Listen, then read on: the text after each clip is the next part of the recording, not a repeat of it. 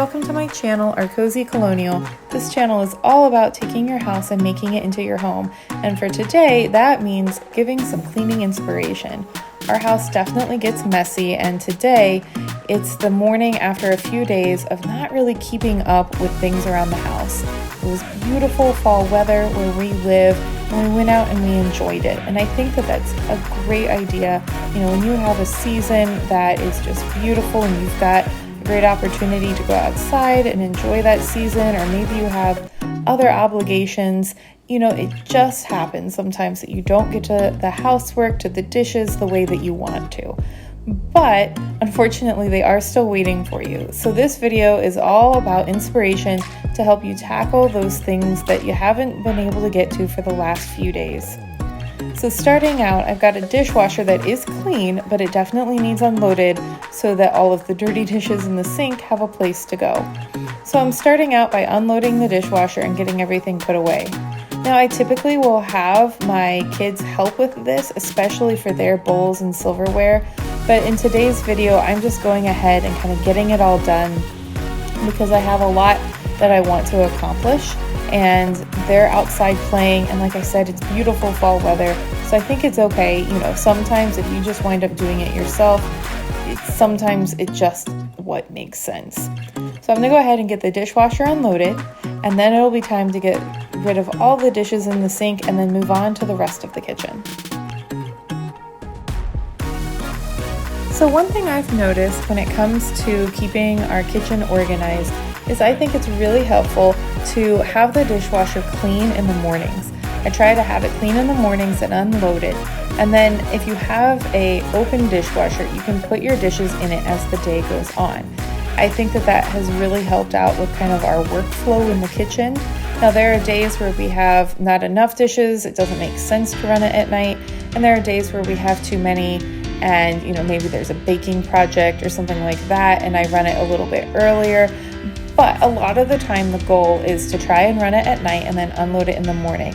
Then it just sets the tone. I find that it's a lot easier for me to be motivated to clean the rest of the kitchen if I've already kind of gotten started by getting things put away and opening up space in the sink. So then I'm going to go ahead and move on to the island. And moving on to the island is something that I find to be also very motivating. It's right in the middle of the kitchen, and if I had to pick a space in the kitchen that makes the biggest impact for being clean, I would pick the island.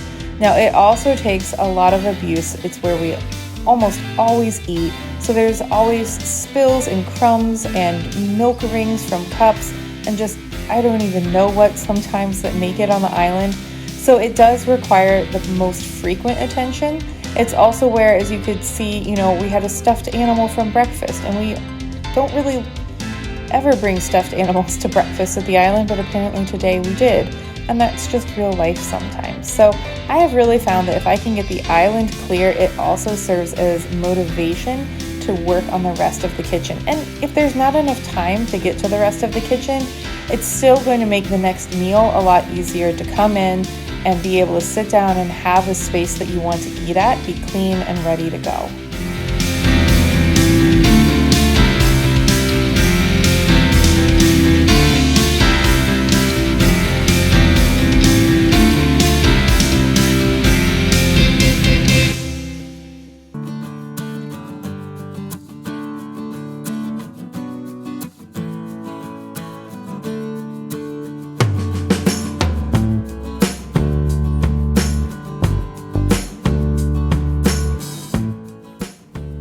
You'll notice that I'm focusing on this countertop to the right of the stove. This is the spot in our kitchen where everything kind of just collects. Now I've got a computer over here, I've got some books that have started to rip, or maybe a page has completely ripped and I need to kind of fix that. So I have this pile going of these books that I just need to tape. And then I've also got mail. We actually have a spot for mail and it's not here. So really working on this little section of counter is just putting things where they're actually supposed to go. I'd be really curious to know, do other people have places in their kitchen where things just accumulate, or is it another spot in your house? For us, it's definitely this little piece of counter to the right of the stove. And I even tried moving the toaster to like the right of the stove to try to encourage us to use this space more for like food prep and, things in the kitchen. And it still hasn't really worked. It's still a kind of catch-all place where everything just seems to land. So now it's back to the dishes. I've got pretty much everything done and in the dishwasher that I want to put in the dishwasher, but I've got a lot of different things that I'm going to want to wash by hand and then set out on the counter to dry. So I do have a frying pan that I use to make my eggs in almost every morning, and that's something I always wash by hand. I've got a few of the kids' plates in here that are just a little bit more awkward to put in the dishwasher, and they are really something we use at lunch almost all the time. So I want to make sure I have those clean for lunch. And then I'm also going to make sure I've got the tray for the high chair done. Our tray is really nice. It actually has like a top part that can detach. So the idea is that you can just make the mess on the top part, pop it out, and leave the rest of the tray there. But now my 1-year-old knows how to detach it. So typically at mealtime, she takes the top part off and makes a mess of both the top part and the larger tray beneath. But for a younger kid, it's a great way to keep the majority of the tray intact and have a smaller piece that you can just work on cleaning.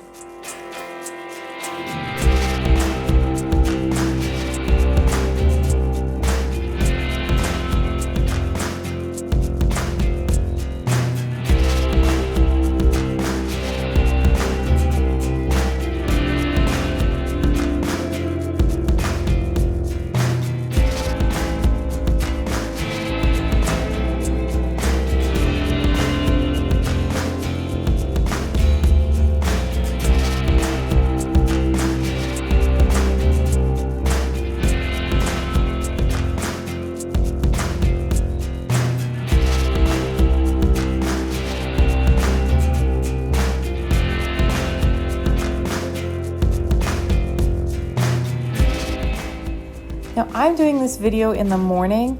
I find it to be easiest to get the kitchen clean in the morning, and it really helps me get through the rest of the day when lunch comes and dinner comes if the kitchen is clean. But I know everyone has kind of a different rhythm, so I'd be interested to know if you're somebody that really likes getting the morning started off right, getting the kitchen clean in the morning, and maybe it's something that you kind of let things build up until after lunch and then you come back and you address it all maybe in the afternoon before you get ready to do dinner? Or is it sometimes better to just let everything, accumulate throughout the day, and then after dinner just spend more time working through everything? I definitely have a lot more energy in the morning, so I think that also contributes to wanting to get the kitchen done in the morning. There are a lot of evenings where, we get the dishwasher loaded and then that's about it. So even though I do like a after dark clean with me, there are definitely times where it makes a lot more sense to do that. My preference is to get things clean in the morning, and it's easier to keep that up during the day and then not have that much of a mess in the evenings.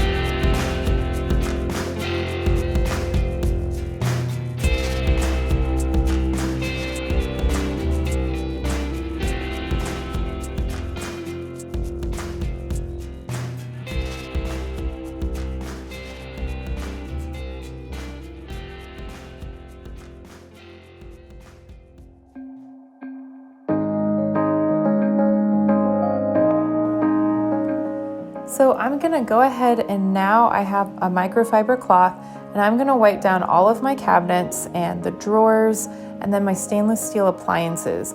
One really nice thing about a microfiber cloth is it's really versatile, and so I can use it on all of those surfaces and it does a great job. I try to wipe down my cabinets probably once a week, and the stainless steel appliances the same. If I've been cooking or something happens, something spills and there's a mess, obviously I'll clean that up. But if it's just normal wear and tear of the week, I try to get to it at least once a week. I think that having white cabinets is something I actually really like, just because I can easily see if they need cleaned. I think with darker cabinets, for me, it would be harder to be able to tell, is this clean? Where is it that I need to wipe? And with white cabinets, I really like that I can see exactly where the mess is, exactly where the dirt is, and just go ahead and get it taken care of. I also think that walking into a kitchen where the stainless steel doesn't have fingerprints on it and there's not stuff stuck onto the drawers or the cabinets, it just gives the kitchen that little bit of an extra shine, and it helps it look like a place that you want to be in and you want to be cooking in and spending time in. So for me, taking 5 or 10 minutes and just wiping down these surfaces once a week is not that big of a deal, and it makes a really big impact.